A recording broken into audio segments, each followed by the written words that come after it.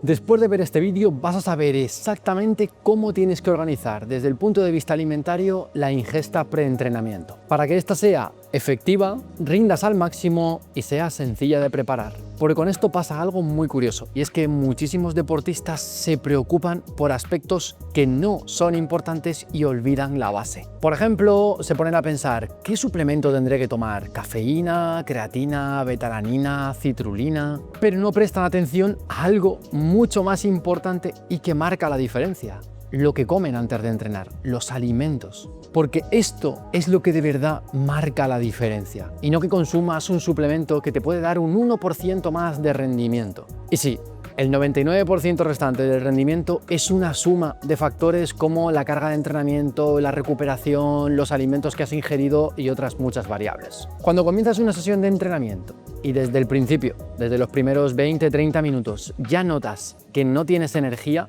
que las piernas no tiran, que te cuesta sostener la intensidad y que la sesión se te está haciendo cuesta arriba, mal asunto. Y es muy posible que no hayas comido lo suficiente, tanto desde el punto de vista cuantitativo como cualitativo. Pero oye, también puede ocurrir incluso lo contrario, que hayas comido demasiado y llegues con pesadez, con malestar digestivo y con un hinchazón que no te deje enfocarte y concentrarte en la sesión de entrenamiento. En ambos casos, el problema es el mismo, y es que la ingesta preentrenamiento no ha estado bien planteada. Y no se trata de hacer nada complicado con alimentos de los que no has oído ni siquiera hablar, en absoluto. Probablemente los alimentos que tienes que comer antes de entrenar los conoces y están en tu despensa, porque la comida pre-ejercicio tiene que ser sencilla, fácil de preparar y con unas características muy concretas, que son exactamente las que te voy a explicar en este vídeo para que sepas cuáles son los principios clave, por qué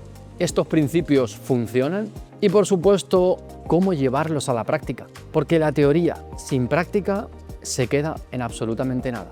Y en definitiva, todo esto es para que tú, deportista, llegues al entrenamiento con energía, sin pesadez y listo para rendir al máximo.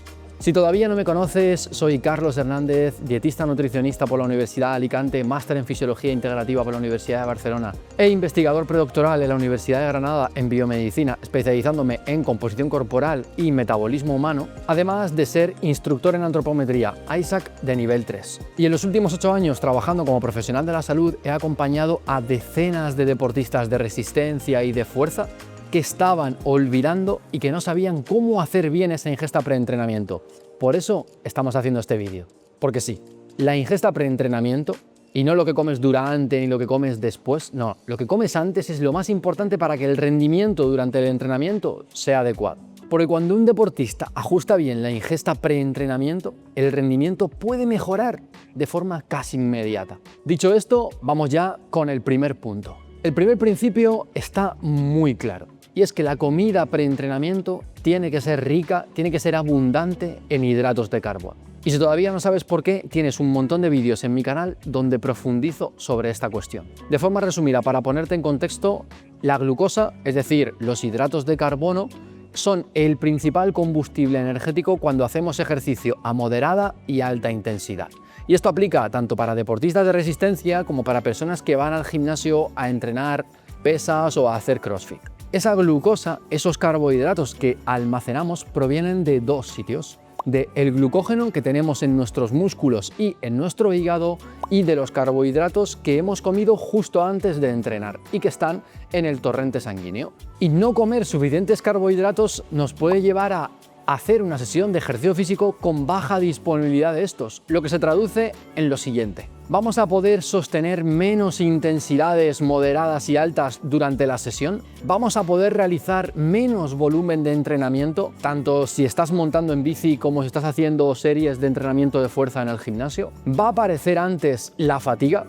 Y en algunas situaciones incluso el rendimiento a nivel absoluto podría caer. En deportes de resistencia vemos claramente que cuando se realizan sesiones de entrenamiento con baja disponibilidad de carbohidratos y la intensidad es moderada o incluso alta, el rendimiento es mucho peor que si hemos comido suficientes hidratos de carbono antes del entrenamiento y tenemos los depósitos llenos. Y durante entrenamientos de fuerza tradicionales como musculación o también en CrossFit, podemos reducir nuestra capacidad de realizar repeticiones efectivas cerca del fallo muscular e incluso también la propia capacidad para hacer series completas. Y por eso los hidratos de carbono no son un capricho para los deportistas, son la principal herramienta de la cual depende su rendimiento. Y es obligatorio consumirlos en base a los requerimientos de las sesiones de ejercicio que tiene cada persona. Porque sí, el contexto importa. Y aunque vamos a dar números de forma general, hay que ver tu caso de forma particular para saber qué es exactamente lo que tú necesitas. Vamos ahora con el segundo principio, que también es muy importante. La ingesta pre-entrenamiento tiene que ser baja en fibra. Y esto no significa que la fibra sea mala, en absoluto. De hecho, la fibra es un nutriente fundamental para nuestra salud digestiva, tanto desde el punto de vista de la mucosa como de la microbiota. Pero antes de entrenar, comer demasiada fibra puede ser problemático. ¿Y te preguntas por qué? Seguro que ya lo sabes. La fibra requiere un mayor tiempo de digestión respecto a los hidratos de carbono, lo que hará que el vaciamiento gástrico sea un poquito más lento. Y además aumenta el contenido intestinal, lo que podría generar sensaciones negativas como hinchazón o flatulencias. Además, el tipo de fibra que ingerimos puede determinar la molestia que vayamos a tener, pues no es lo mismo una fibra insoluble que una fibra soluble u otros tipos.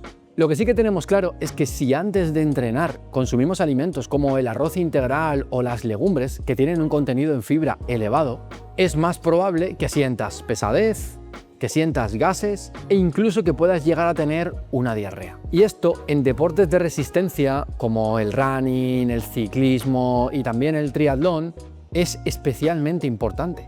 Porque hacer un ejercicio durante 60 o 120 minutos de forma constante con molestias intestinales es horroroso. Por eso, en la ingesta pre-entrenamiento siempre buscamos alimentos que sean bajos en fibra, que generalmente son más fáciles de digerir. Vamos con el tercer punto, pero antes no te olvides dejarme un like y suscribirte al canal si te está gustando este vídeo y quieres que traiga mucho más contenido como este, que sea teórico pero que también tenga una parte práctica que te puedas llevar a casa y que puedas aplicar desde mañana mismo. Y ya sabes que si quieres trabajar conmigo mano a mano para que mejoremos tu composición corporal, tu rendimiento u otros objetivos que te puedas plantear, rellena el enlace que está en la descripción de este vídeo y me pongo en contacto contigo. El tercer punto sobre la ingesta preentrenamiento es que debería ser baja en grasa. Y la razón en este caso es muy parecida a la de la fibra. Las grasas ralentizan el vaciamiento gástrico dado que requieren un mayor tiempo para digerirse. Esto significa que el bolo alimenticio va a permanecer más tiempo en el estómago y esto puede provocar una digestión más lenta, sensación de pesadez y también incomodidad durante el propio ejercicio. Vamos, todo lo que no queremos mientras estamos entrenando. Además, ingerir grasa antes de entrenar podría, durante el ejercicio físico, disminuir la absorción de los hidratos de carbono que se suelen consumir, por ejemplo, en deportes de resistencia a través de una bebida isotónica o de un gel. Por supuesto, esto no quiere decir, al igual que hemos comentado en la fibra, que las grasas sean malas de por sí, ni muchísimo menos. Las grasas esenciales que encontramos en alimentos de origen vegetal son fundamentales para la salud, pero no son el mejor combustible inmediato durante el ejercicio, y es por eso que priorizamos los hidratos de carbono y dejamos las grasas para otro momento. Vamos ahora con el cuarto y penúltimo punto. Otro aspecto que suele pasar desapercibido es el volumen de comida, porque llegar al entrenamiento con el estómago muy lleno no suele ser una buena idea. Cuando el bolo alimenticio que tenemos dentro del estómago es muy alto, la probabilidad de sufrir pesadez, hinchazón y malestar es mucho mayor. Incluso también tener un gran volumen de alimentos en el estómago podría dificultar movernos con facilidad. Por eso la comida pre-entrenamiento funciona mucho mejor cuando el volumen es bajo o moderado. Es decir, un volumen suficiente como para aportar energía a partir de los carbohidratos, pero sin saturar el estómago y la digestión. Eso sí, que la ingesta sea ligera o moderada va a depender del tiempo que tenemos desde que hacemos esa ingesta preentrenamiento hasta el propio entrenamiento. A mayor tiempo entre la ingesta y el entrenamiento, mayor volumen vamos a poder ingerir. Y esto es especialmente importante en deportes en los que hay impacto, como por ejemplo la carrera a pie o durante un WOD de CrossFit. Y vamos ahora con el quinto y el último punto. Este último punto, la mayoría de las veces ni siquiera se tiene en cuenta. Lo olvidamos por completo. Y es que una ingesta preentrenamiento tiene que ser simple, tiene que ser práctica y tiene que ser fácil de repetir. Porque en nutrición deportiva, la adherencia y ser capaz de repetir lo que sabemos que nos sienta bien y nos hace rendir al máximo durante muchas veces es fundamental. Imagínate la siguiente situación. Yo, nutricionista, te prescribo una ingesta preentrenamiento que te hace rendir súper bien, pero para preparártela necesitas 1 hora y media. ¿Crees que va a ser sostenible que puedas hacer esto todos los días antes de cada entrenamiento? Probablemente no.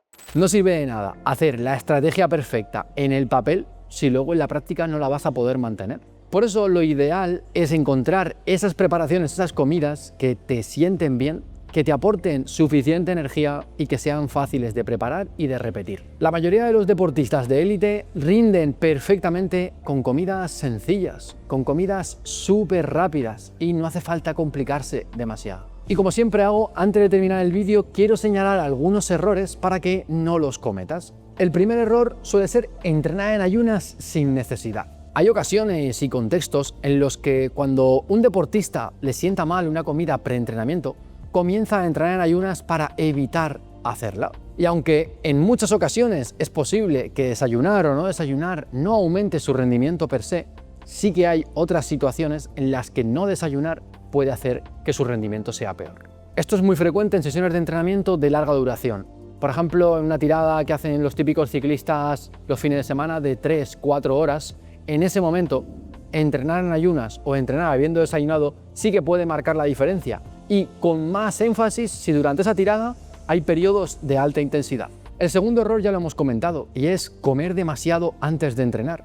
Y esto nace de la idea de que comer mucho nos proporciona más energía y por tanto voy a tener toda esa energía disponible para entrenar. Sin embargo, esto no es cierto, porque si comes mucho, el tiempo de digestión va a ser mayor y esa energía se va a quedar en el estómago y no va a pasar a tu torrente sanguíneo y a tus músculos. Y por si fuera poco, vas a tener digestiones mucho más pesadas y vas a estar incómodo durante la propia sesión de ejercicio. Y como has visto, entre el primer punto y este, tenemos el blanco y el negro. Probablemente ese gris intermedio, ese desayuno o esa comida antes de entrenar con suficientes carbohidratos pero nada exagerado, sea lo adecuado. Y el tercer error es copiar lo que hacen otros deportistas. En muchas ocasiones esto puede funcionar, por supuesto. La alimentación tiene ciertas limitaciones y pues si un deportista desayuna tostadas con aceite y tú desayunas tostadas con aceite, es raro que esto te siente mal. Sin embargo, hay diferencias en cuanto a la tolerancia digestiva y no a todo el mundo le va a funcionar.